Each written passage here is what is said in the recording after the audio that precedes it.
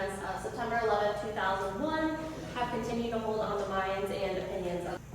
So we're just going to do a little background. So after the terrorist attacks that occurred that day, many Americans held negative sentiments and opinions towards those of Middle Eastern descent and those who practice Islam. And I wanted to kind of examine if those sentiments are still held today, since we're now 23 years out from the attacks. There's no doubt that the events of September 11th altered many aspects of life, not just in America, but around the world, and it's worth researching which sentiments are still being held today and how strongly they're being held. This interest was kind of largely generated for me trying to better understand the events of September 11th, including the emotions and the sentiments held at the time, and then with the subsequent war on terror that occurred. There are multiple reasons why conducting research on this topic is vital for understanding different components of American society, and one of these reasons is identifying and interpreting the notions and sentiments held towards those of Middle Eastern descent, in which this country was significantly influenced with these attacks on September 11th. And while there has been some progress made overall, and racism is still present in the United States, Middle Eastern individuals have not been unaffected by this racism, and I kind of want to see where that still lies today.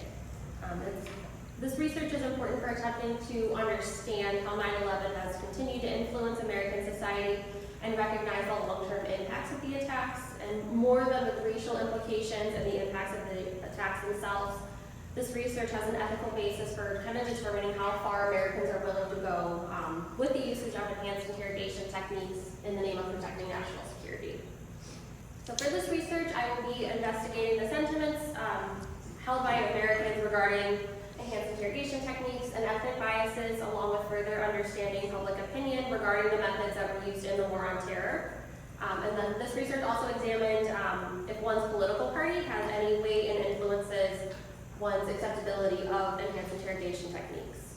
Current research doesn't fully look at how acceptability is influenced, how it has kind of waxed and waned over the decades since 9/11, what factors influence it, especially regarding the persistence of anti-Muslim, anti-Middle Eastern sentiments. Like I said, there's an influence of political party investigated, and also minimal studies have looked at how the perpetrator's ethnicity plays into how accepting an individual is of enhanced interrogation techniques. So various things were seen in the aftermath of 9/11, especially within the government, and then the stance that the United States took on terrorism. It was the #1 priority for the U.S. government to prevent further attacks from occurring on American soil, but we also had to present a strong and united front against terrorism and find and punish the individuals who were responsible for committing such a great loss of American life. To achieve these goals and present that stronger front in the war on terror, President Bush allowed for these alternative methods of interrogation and detention to be implemented. This is what came to be known as the enhanced interrogation techniques, which many were seen at Abu Ghraib prison in Iraq, and for many, national security and safety were a main priority after 9/11, and we had to do whatever possible to protect our nation, and if that meant the usage of enhanced interrogation techniques and torture, then so be it. And research has found evidence that people want harsher tactics for those who are perceived as being a threat to society, or who may have vital information that this was not necessarily influenced by the ethnicity of the perpetrator.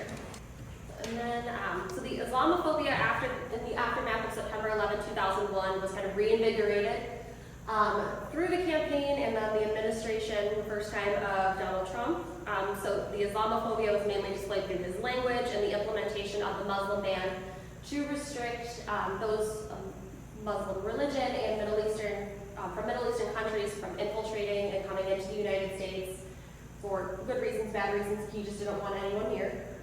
So numerous incidents kind of contributed to this as well, but a lot of these were perpetuated by the continuous rhetoric that he employed, and then the racist and discriminatory language, which had not been seen by someone of this level of notoriety and a prominent government figure in many decades, largely since the Civil Rights Movement.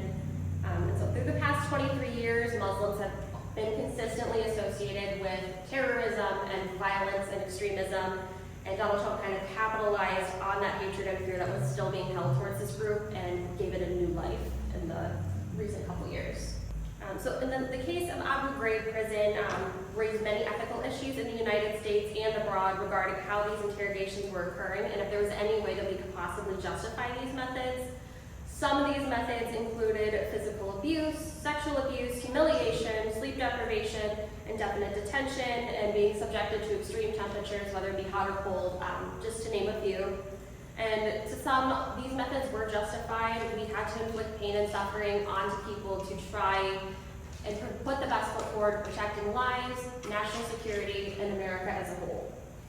But even with the ethical issues present regarding enhanced interrogations, many of the practices and policies that were put into place under President Bush, they persisted in the Obama administration, which was like the Guantanamo Bay prison remaining open. And in addition to these practices remaining in effect, there's been some argument that terming these tactics as harsh or enhanced interrogation techniques was just a procedure to desensitize the American people to what was essentially torture.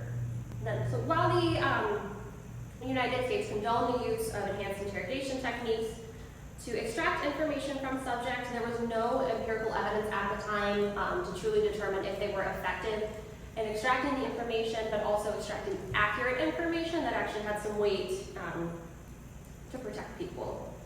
So many Americans felt that harsher detention, which included indefinite detention, and those harsh interrogation practices needed to be implemented, especially for Muslims, since there was no separation really between the normal practicing Muslim and the extremist terrorists who had committed multiple terrorist attacks. And the research conducted by Piazza in 2015 was one of the only examples that I could find investigating perpetrator ethnicity and how that can come into play with the acceptability of enhanced interrogation techniques. Since it's been almost 10 years since his research was conducted, there's much more to learn and investigate about this potentially everlasting impact. So I started this in the spring.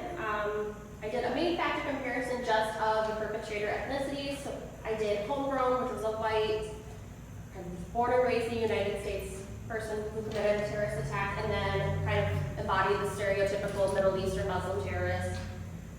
So participants were randomly assigned to either the homegrown or the Middle Eastern group, provided with background information of the case of Abu Ghraib prison, and then a fictionalized case of that homegrown versus the Middle Eastern suspects.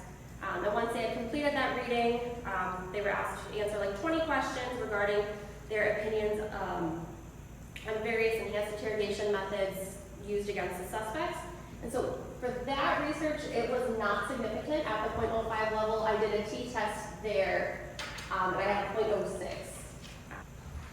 So this kind of built on that past research by going more in depth. I used like the same survey and everything, but collected demographics so I could test the potential interaction and influence of political party.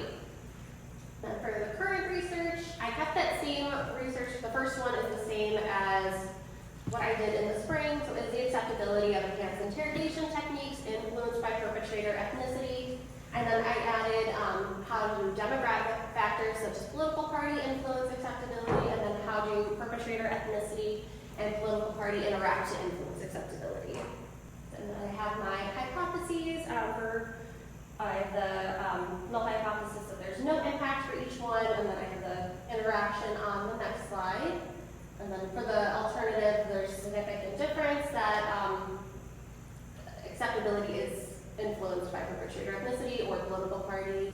Yep, and then here's the one for the interaction. So the null, no significant interaction effect, and then there is a significant interaction effect. Then for the current study, it's a 2x3 factorial, non-repeated measures between persons design.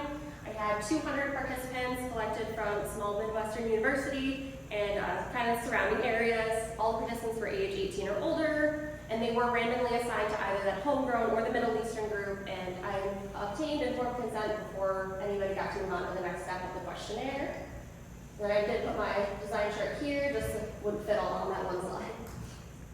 So they were asked to read that same case highlighting Abu Ghraib prison with the fictional case, which is identical in nearly every detail besides the ethnicity of the perpetrator and their birthplace I changed as well. And so to analyze the data, I did a two-way ANOVA to do the main effects of political party, perpetrator, and then their interaction.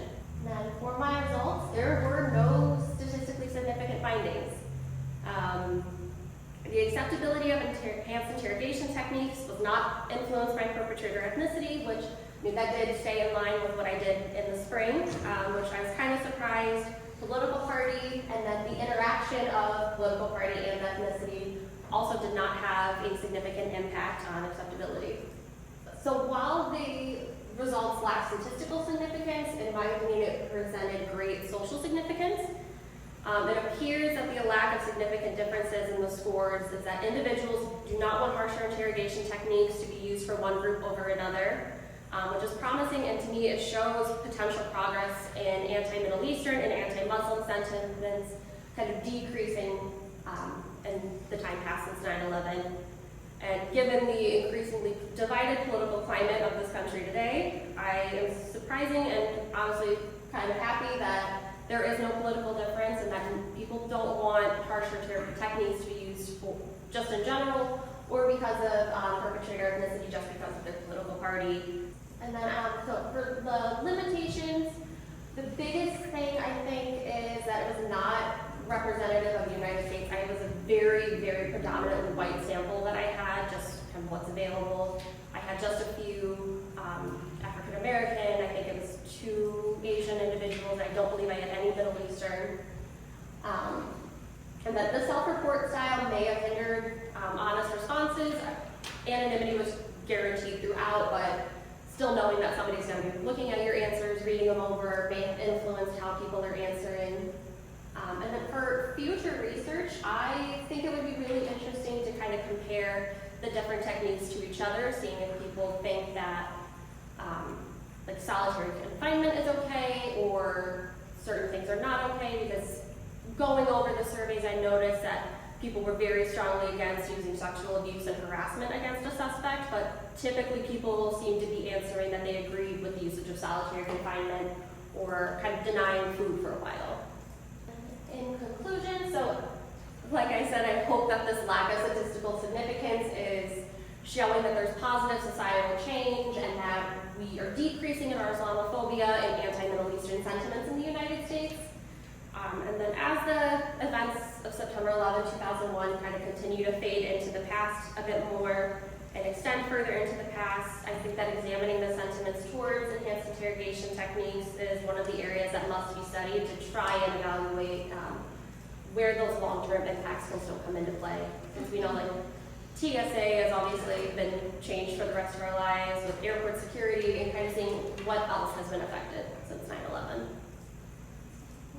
Any questions?